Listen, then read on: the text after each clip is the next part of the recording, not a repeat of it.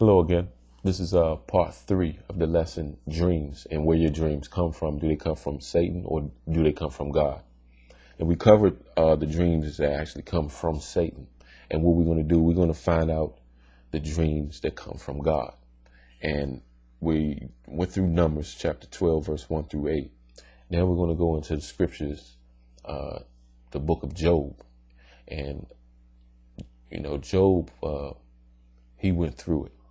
And what we're going to do, we're going to start on, I'm going to start at chapter 1. We're going to read Job chapter 1, and we're going to find out exactly what went down with Job. And what I'm going to do, I'm going to skip to chapter 7 and read verse 14. All right. Now this is Job chapter 1. I'm going to start at verse 6. One day the angels came to present themselves before the Lord, and Satan also came with them. The Lord said to Satan, "Where have you come from?" Satan answered the Lord, "From roaming through the earth and going back and forth in it." Then the Lord said to Satan, "Have you considered my servant Job? There is no one on earth like him. He is blameless and upright, a man who fears God and shuns evil." "Does Job fear God for nothing?" Satan replied. "Have you not put a hedge around him and his household and everything he has? You have blessed the work of his hands, so that his flocks and herds are spread throughout the land. But to stretch out your hand and strike everything he has, and he will surely curse you to your face." Now see, Satan thought that Job was just going to forget about God because Job was eventually going to lose everything. And he do that today. He think because you may not have a job, that's when tests, you understand it? That's when you have problems.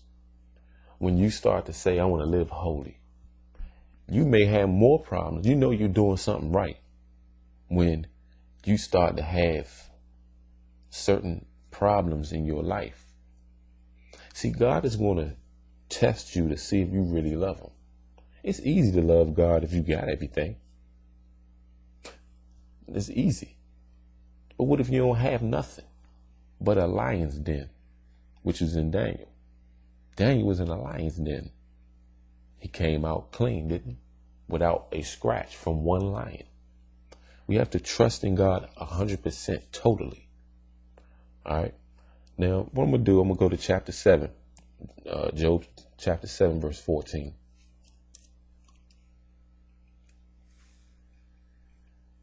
This thing is real. Living holy is real. It's no joke. Now, I don't want to get too far off topic. So I'm going to bring it back. And this is chapter 7, verse 14 in Job.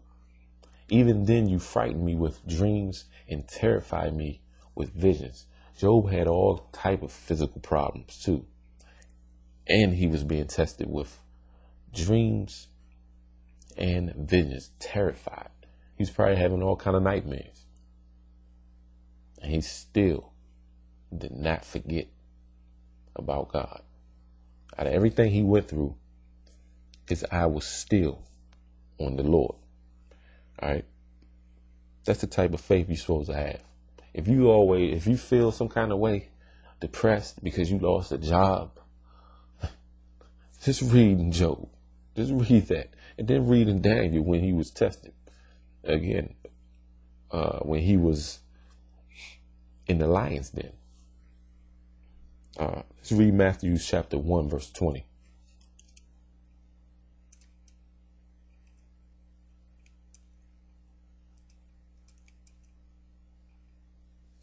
Matthew chapter 1. I'm going to start at verse 20.